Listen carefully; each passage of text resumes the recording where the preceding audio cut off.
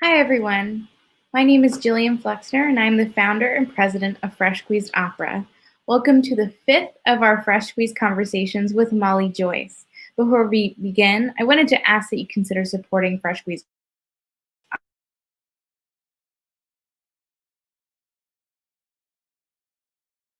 Opera for everyone.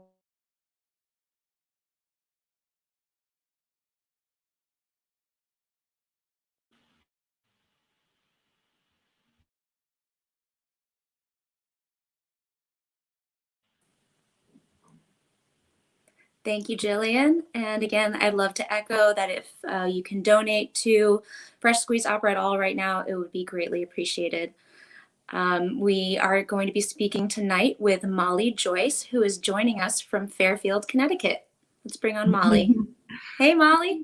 Thank you so much for having me. I'm so Oh, happy it's to my be here. pleasure. Oh, we're so glad to be talking to you tonight. How are you doing? Good. How are you? I'm good. I'm good, thanks. We like to begin our conversations by asking our composers, how did you discover that you were a composer? I feel like I think about this question every day. Like, when am I going to grow up? I think it kind of stems back to when I was growing up, kind of with kind of the traditional classical music training. I tried like violin, cello, trumpet. However, a lot of those instruments I couldn't really play that easily because I have an impaired left hand from a previous car accident at the age of 7. So once I discovered music composition on the computer, it all felt like a big video game for me in the best way possible. Like, I love, still to this day, the satisfaction of like the MIDI feedback and hearing it back right away. And I felt like I could really let my mind and imagination run free without thinking what my hands could or could not do. So I think that really kind of strongly led me in that kind of music composition direction to this day. That's great. I mean, so you do have an impaired left hand, and so you were able to write music that you could play and you wouldn't have to worry about all of the Mhm. things that, traditional classical music might have made difficult for you.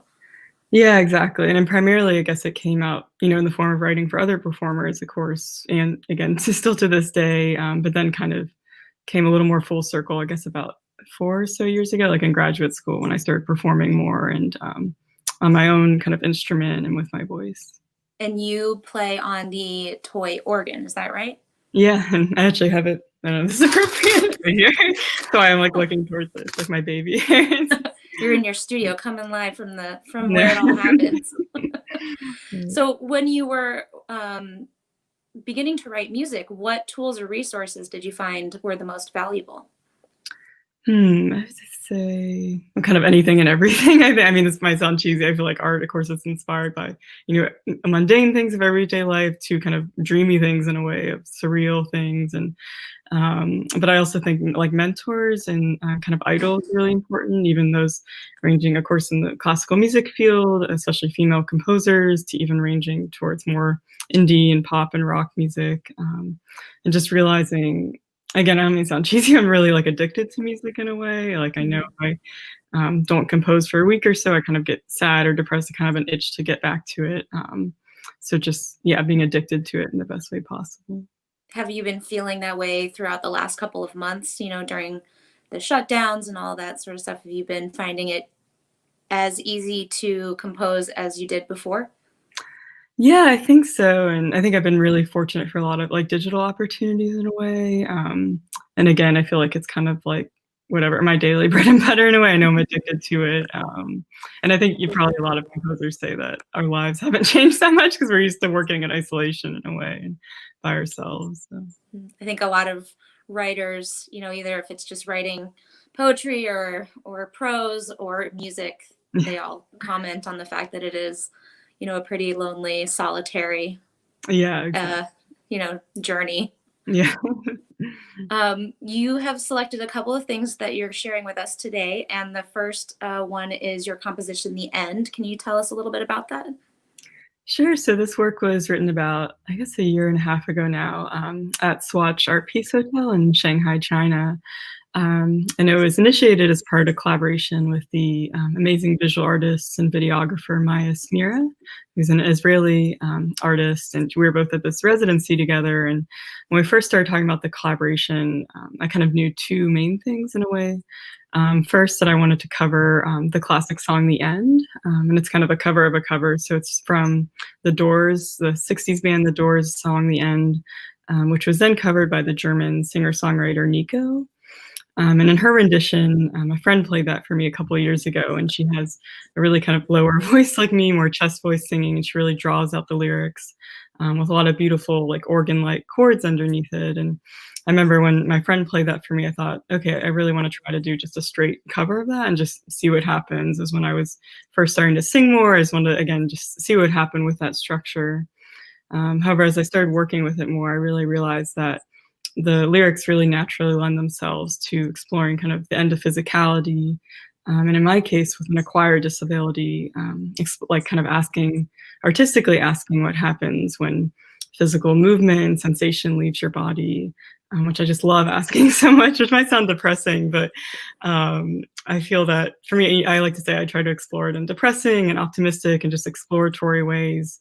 Especially for me, I lost like 2 out of 3 nerves in my hand, and just asking like, where did those nerves go and what kind of comes in its place, especially when like the end was originally, I think, written for end of a relationship, a breakup, but asking what happens when the relationship with my body changes. And on top of that, sorry, just with the video, is when I was trying to really kind of pull back my video material, if that makes sense, from kind of traditional music video to showing my full body and different angles of the shots with the instrument, to just zeroing in on my hands in a way. And even my more recent videos have become even more just focused on my left hand or my scars, to hopefully, I feel like, get up close and intimate details of disability that I think you don't normally get in a way, or you wouldn't get in live performance. And also hopefully creating work that I feel only a disabled artist could create. I think for me, one of the frustrations with disability arts or something, or especially within classical music context, is it's always compared to the social construction of like normativity or able-bodied performance, like, oh, that's so great, they can still play block, or she can still play keyboard. But I, at least for myself, I really want to try to chart my own lane, kind of beyond comparison. And again, that only a disabled artist could create. That's a very, sorry, long-winded. No, this is great. This is exactly what we want to talk about. And now I'm really excited for everybody to see that work now that you've described it. So let's listen and watch the end.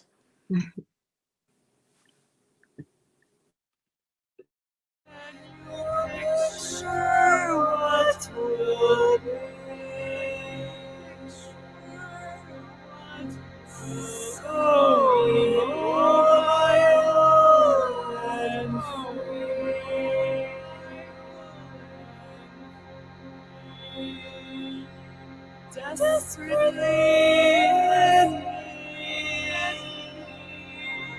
of some stranger's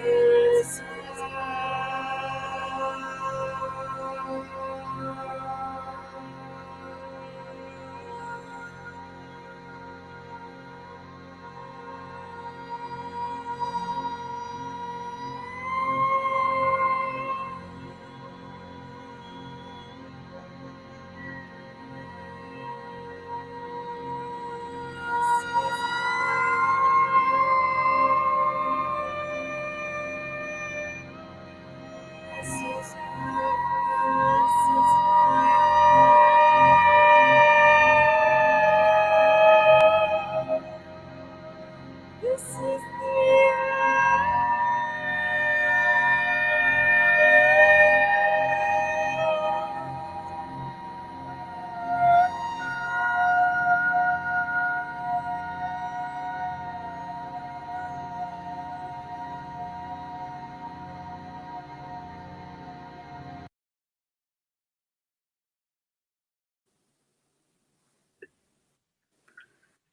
I could really tell in that piece, like I've seen a lot of digital performances over the last few months, and I think that what it can really bring to the traditional classical music experience is a sense of intimacy that might be difficult to achieve in the theater, especially a large one. And I think that you really nailed it No, well, that thank you have something really unique to say and to show everybody, and what a wonderful medium for you to be able to express that. well, thank you. No, I really appreciate it. It's very moving.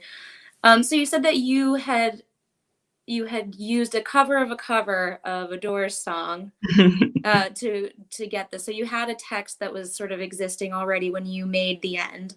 And where do you draw your text from when you compose other vocal music? Is it something that you write? Do you look to, poets in the public domain? Talk a little bit about where you find your inspiration. Yeah, I think sometimes I write the lyrics myself or adapt them from existing, such as with the end song. And often that, I think, kind of inspiration or motivation comes from my own like studies with disability studies literature and from kind of public speaking on it, and just words such as like physicality, mobility, exploring all those kind of alternatives and stemming from there and trying to, of course, lend themselves most naturally to the musical lines. However, I'm also super fortunate to have a kind of long-term collaboration with the German writer Marco Grossa, who I met at an artist residency about like 3.5 years ago now. And it's interesting. I feel like at first we didn't really collaborate because I think all I heard of his was in German. And so I thought, oh, he only writes in German or something, like, okay, I can't understand it great or something. However, we started collaborating about a year later with his English text. He has a lot of translation of his own text too. And I just love his text so much. And I felt like they really lend themselves so naturally to musical like lyrics and everything. And I also love working with him too, because I feel like it really pushes me back beyond my own like structural limitations in a way. Like I know with my own lyrics, I fall into the same habits, and it's so nice to work with a writer. I feel like that actually knows what they're doing in a way and has a different perspective. And we've also worked on a lot of pieces on historical figures in a way, from like Nellie Bly to Fred Rogers. And he's really great at taking historical context and kind of biographies and adapting them to kind of new original text for today. And to add too, he wrote the text for the Fresh Squeezed Opera Commission too. Yes, which we will talk about a little bit later. I'm very excited about that. So could you talk a little bit about the text for Form and Flee? Sure. So that text was all written by me, and it was interesting because I think it was written for this album that was released this past summer on New Amsterdam Records, titled "Breaking and Entering." And I remember when I was first writing those songs, I was definitely really questioning myself in any way possible with my disability, or kind of coming more out publicly, also with like singing and writing lyrics. But I guess I just felt like I wanted to go for it in a way, and a lot of that text directly was sourced from like a TEDx talk I gave about 3 years ago, like adapting that.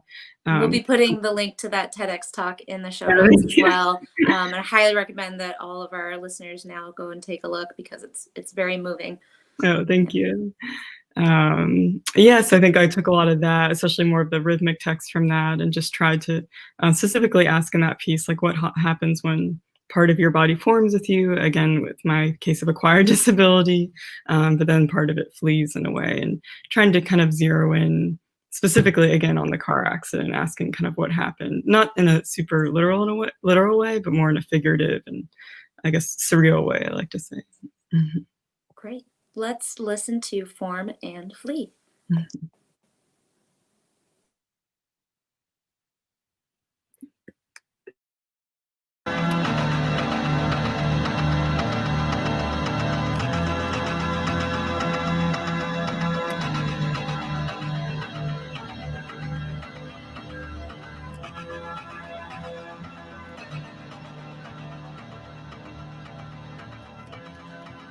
Why did you fall from me? Why did you fall from me? And how did you shape from me? And why did you run from me? Fall and flee with me. Fall and flee, 1, 2, 3. Take me.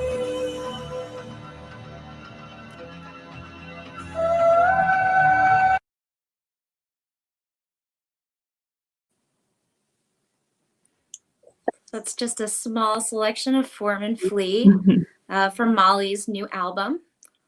And when did your album come out, Molly? Yeah, it came out in June, and I also want to give a huge shout out and thanks to 410 Media produced that film video too. Very cool. Where did you film that? That was filmed, I guess, in Philadelphia at their studios. Love playing with light, obviously. Yeah. The light. There's we've seen a couple of 2 clips of yours so far, and there is definitely a strong visual element to them. Mm-hmm.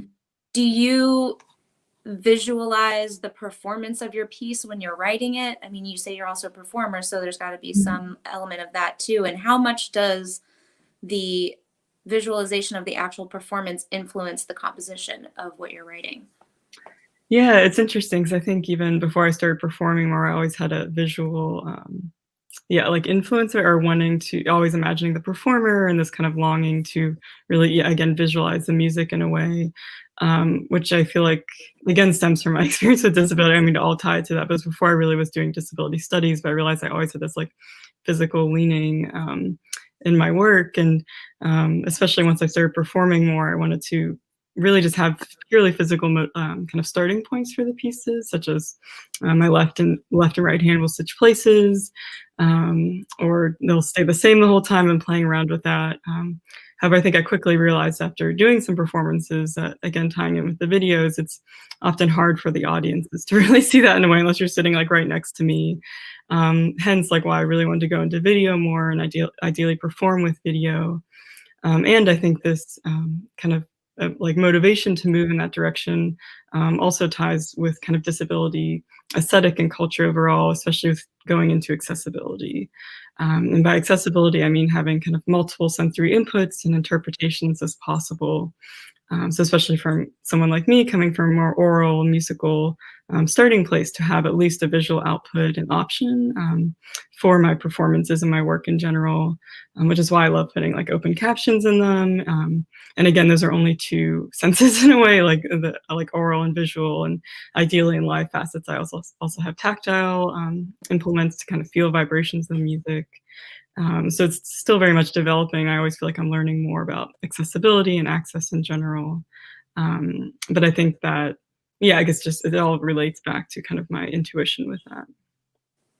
So because you do have such a strong, desire to affect all the senses with your work, I mean, when are you going to write an opera? When is the Molly Joyce opera, 5 senses opera going to happen? We'll see. I know, I'm gonna add some smell to it. We'll see. Yeah. We'll see. I guess I don't know. I guess I just really like what I'm doing now, like collaborations also with dancers or across with other artists, and I think I just don't want to rush it. Like, I don't mean to sound too hesitant. I feel like opera's so based in the right story in a way, and trying to make sure that that's there, and also the whole structure of it. But I love what I'm doing right now, like writing songs and various other projects. I think that your work really does lend itself to that theatrical element, and I think you're closer to opera theater than you might realize. And I think that the next clip we're going to show, Breaking and Entering, is a great example of that. So talk a little bit about your ideas for this piece and how it came to be. Yeah, so it might be a little confusing because it's the same title as my album, but obviously I love the same titles. I love to reuse titles, but it was a collaboration, I guess about a year ago now, with the disabled dancer Jerron Herman.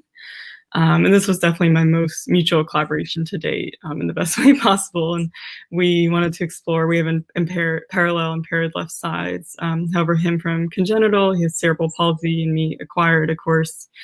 So I wanted to kind of explore those, again, parallel impaired left sides, but from different sources.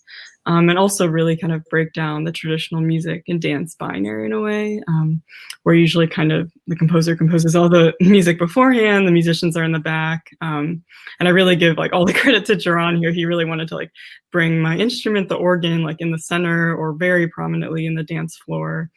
And then, of course, he was also like, oh, yeah, and you're going to dance and stuff, too. And, of course, I'm, like, freaking out internally. Like, I think I'd seen a couple of dance where I've been kind of entrenched in dance a little bit from undergrad at Juilliard, but I I only dance like in the club in the dark corner usually with all the lights Haven't shining. we all? Yeah, exactly. So I was kind of like, okay, and I was just starting to sing more too. I was really like, but I was like, well, I have to do it. Like he's not hiring another dancer or something. And I really, again, give him so much credit. He really pushed me in the best way possible to also, of course, dance and sing throughout the performance. And he also, of course, and I contributed to some choreography, and then he contributed to some music I composed beforehand, and he's singing throughout. So again, we really tried to break that divide and also embrace too how I feel that disability in arts and culture kind of gets away from the best way possible from this idea of perfection or everything being in tune and perfectly on point. And I think that's what also, especially he was trying to emphasize with encouraging me to dance, that like it doesn't have to be perfect. It has to be like from inside you in a way. Yep. Well, let's listen and watch Breaking and Entering.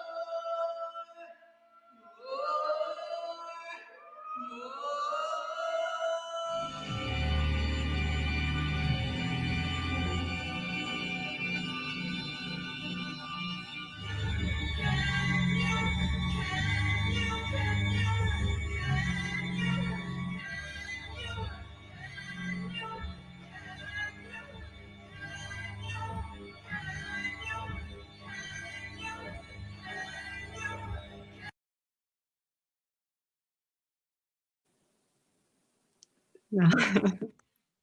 So, well, congratulations. You were singing and dancing in a piece that you wrote, which is so cool. I mean, It's you're like a literally like the triple craziest threat. Look at experience. you.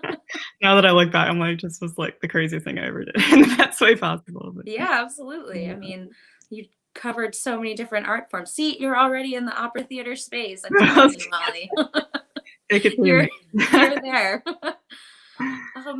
So what value do you think the traditions and performance practices of classical music bring to contemporary compositions like yours? Sure. I mean, I definitely don't claim to be a musicologist or music theory expert in a way, but I feel like especially the more beyond school I get, I'm so ever thankful to that fundamental training. Especially like in counterpoint and ear training and harmony. At least for my kind of style and aesthetic, it really informs that, and voice leading especially. And I think it's so invaluable to start with that more hopefully objective training in a way, and then kind of branch out from there. In what ways do you think that creators and performers like you should break away from those traditions? Or if it's not prescribed, in what ways do you feel like you sort of eschew those traditions the most? I think, I mean, I guess just practically in a way through using electronics in a way. I think like especially working in like Logic in a way allows me to get away from the notated score. Like I think it's interesting. I have like a love of notation in a way. I think that's how I like to naturally compose, or when I'm not like notating, so I'm a little like uncomfortable, kind of in a good way. But I think also working with electronics and just experimenting there as much as possible always helps lead to, at least for myself, new unexpected places, and really letting the actual sounds inform the ultimate result, not like trying to be too tied to like a certain pitch in a way. I don't know, I feel like I make it kind of like, but if that makes sense. Or, Yeah, absolutely. So you talk about wanting to make music accessible. And do you think that there's a connection between making music accessible for creators like you and making it accessible for audiences? And if so, what does that connection look like? yeah, I definitely don't have a single answer right now. Something like I feel like I'm always mulling over in a way, but I think just at least from a disability perspective, again, having that visual output if possible, or having events I know accessibility always usually have a financial asset with it, but having events captioned if possible and having sign language, and I feel like people always say, well, no deaf or hard of hearing people are going to tune in, but like if you don't have that option, obviously they're not going to tune in a way. Sorry, I don't mean to get too frustrated here, but I think this, and I No, feel like it's important. yeah, and I feel like I see more of this happening in the visual art or dance world and image descriptions. I could go on, and I think that's at least like one place to start. And I don't mean to say how it has to be like again accommodation or compliance or just something again just to get frustrated by, oh, we have to check off this box, but it can be an exciting opportunity and really lead to collaborations with, of course, disabled artists, but really artists across genres. For example, providing sound descriptions for the music played could lead to collaborations with other writers or poets that describe the sound. And again, I think opening up like multiple sensory inputs and outputs and interpretations of works is always a good thing, Yeah. regardless. It creates a fuller experience for everybody in the audience and allows, Yeah, you know, exactly. it's not just the people that might be experiencing a disability, but it's everybody gets a more richer experience through, opening Yeah, up new avenues, like you said. yeah, and having options, I think, is like never a bad thing. I think that's Right. I mean, I think that there's a lot of barriers to entry for audience members, especially in classical music. And the more we can sort of dismantle those barriers, I think we all benefit from that. yeah. Absolutely. So, very cool. Well, I really want to showcase the excerpt for Weakness that you've selected. I think it says a lot about the kind of work that you do and a lot to all of the, performers, creators, producers that are out there about how we can kind of bring in more people to either the creative process or or to our audiences. So I'd love for everybody to listen to Weakness.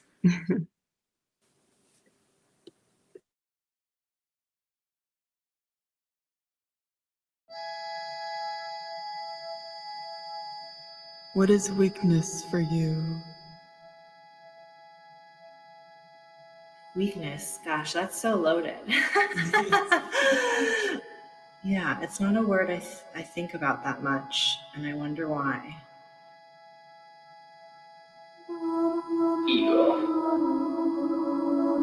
I think weakness is one of those words that I have trouble defining, insofar as it is often defined for me, and actually most people find weakness is defined for them by somebody outside, and that ends up becoming internalized.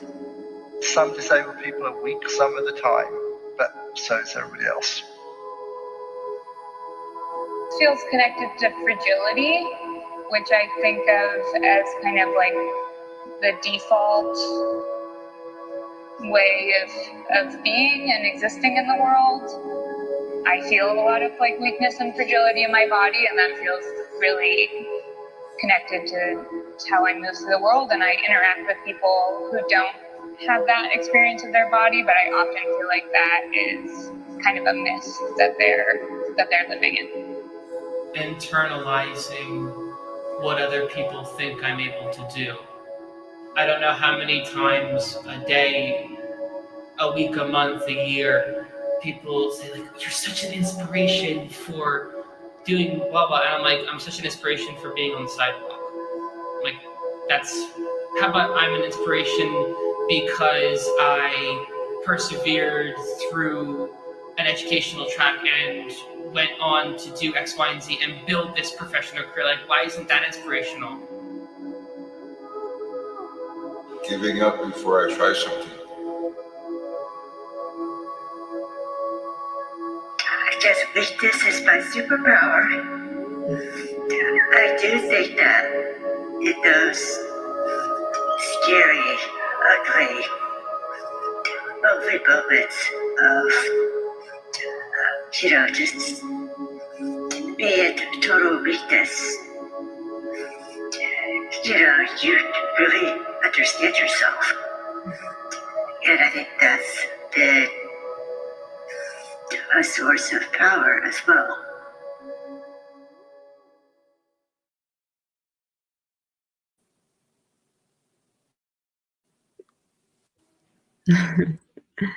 That was beautiful. And that was one of your most recent works, right, Mhm. Molly?